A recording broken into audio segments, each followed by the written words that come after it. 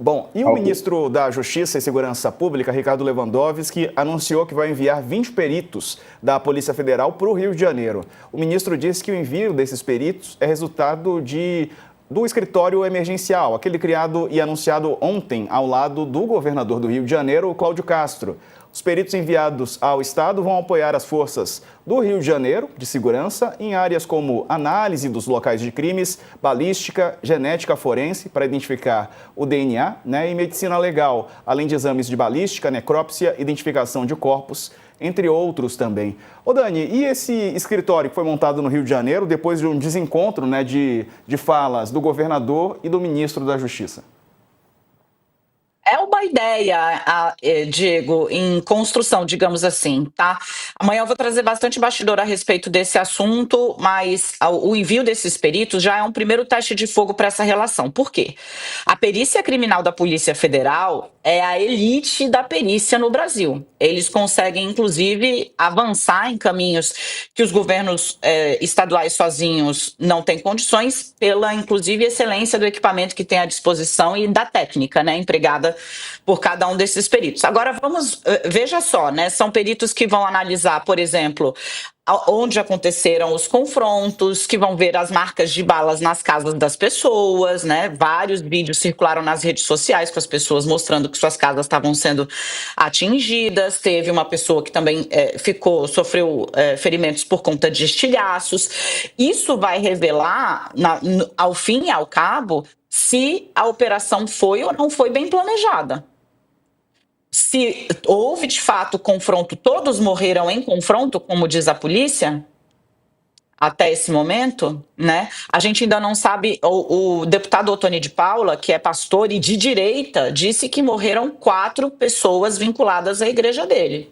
Disse em discurso na Câmara dos Deputados. E estava hoje, inclusive, ao lado das ministras e da Benedita da Silva, deputada Benedita da Silva do Rio de Janeiro também, na visita à comunidade, ao Complexo do Alemão e ao Complexo da Penha. Então, assim, o envio desses 20 peritos, mais 10 peritos da Guarda da Força Nacional, vai ser o primeiro teste de estresse nessa relação. A pergunta a ser respondida é: o Rio de Janeiro quer uma investigação séria a respeito do que aconteceu e levou à morte de 121 pessoas, ao assassinato de 121 pessoas?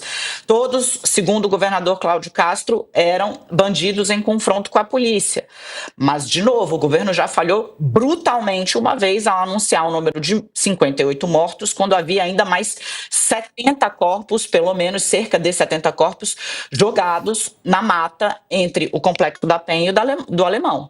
Então, o envio desses peritos vai ser o primeiro teste de estresse na relação Rio de Janeiro, governo federal. O Rio quer essa investigação, quer essa apuração a sério. E o problema é o seguinte: o governador Cláudio Castro está celebrando o resultado que teve, junto aos eleitores dele, junto à população que está cansada, sinceramente, de estar cercada entre a milícia, o tráfico e a narcomilícia e a inação ou inércia ou incapacidade do poder público de fazer frente a essas investidas, em especial no Rio de Janeiro, que tem 60% de sua área da região metropolitana controlada ou por milícia, ou por narcomilícia, ou pelo narcotráfico. Então, assim, o governador pode ter tido sucesso, digamos, na estratégia de comunicação com o eleitorado que ele está mirando para ser candidato em 2026, mas ele está pressionado. A gente vai falar daqui a pouco, na segunda-feira, o ministro Alexandre de Moraes desembarca no Rio de Janeiro para presidir pessoalmente as audiências que marcou das 11 até as 4h30 da tarde,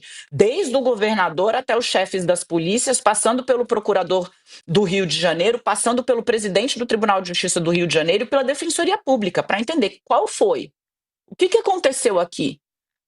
Embora a gente tenha chegado num ponto tristíssimo de naturalizar algo que deixa mais de 120 pessoas mortas, as instituições são obrigadas a responder. O próprio Ministério Público do Rio, ontem a gente mostrou aqui, disse que vai investigar.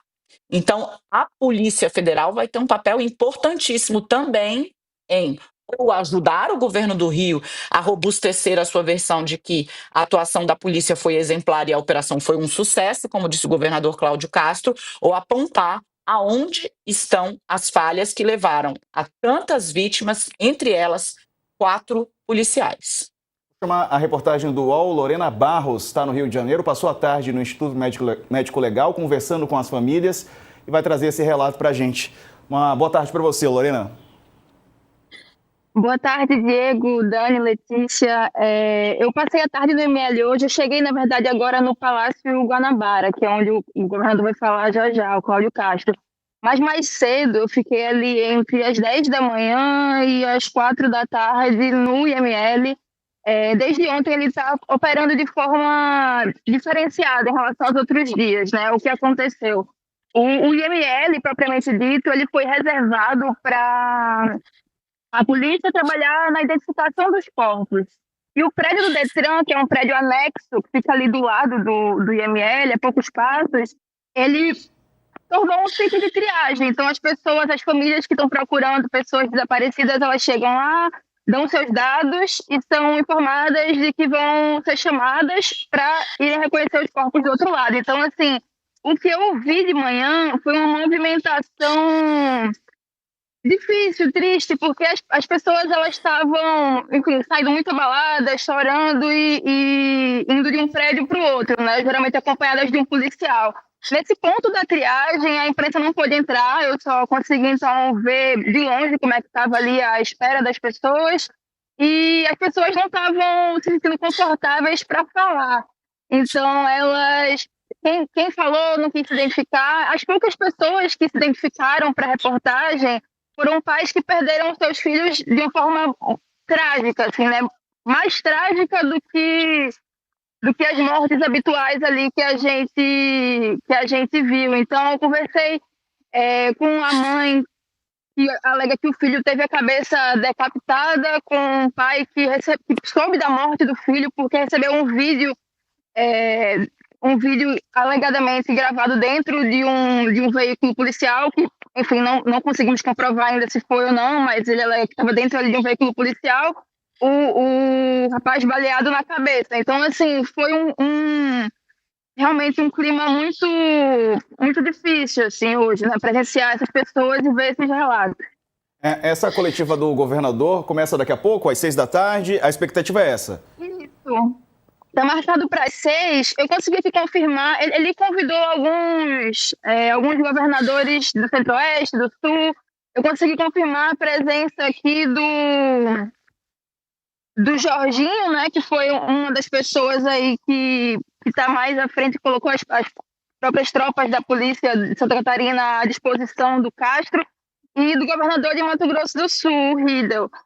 Mais cedo, o meu colega Bruno estava falando que o Tarcísio participaria por videoconferência, né? E o governo do Rio ele não divulgou ainda o nome dos outros governadores que vão vir.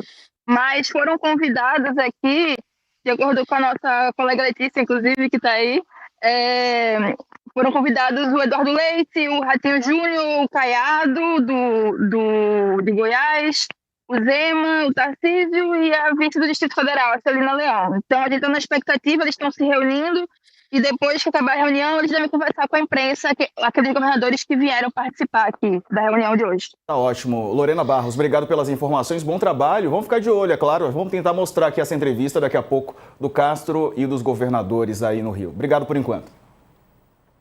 Obrigada.